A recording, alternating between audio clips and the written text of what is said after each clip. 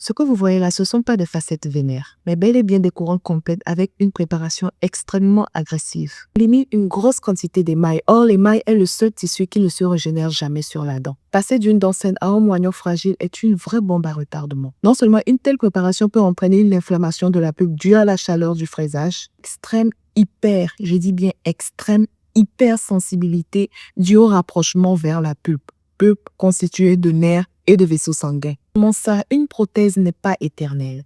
10, 15 ans, 20 ans maximum. Si on suppose que cette demoiselle a 20 ou 30 ans, elle s'engage à refaire ses dents 4 à 5 fois dans sa vie, tout en fragilisant de plus en plus le tissu restant. Et vu l'augmentation du coût de la vie, c'est un vrai gouffre financier qu'elle est en train de se créer. Et ce qui me choque dans l'histoire, madame, vous aviez de belles dents, bien alignées. À cause d'un simple effet mode, vous êtes parti troquer votre magnifique sourire pour un bleach white. Et non, on a l'impression que vous avez des blocs de chewing-gum à la place des dents.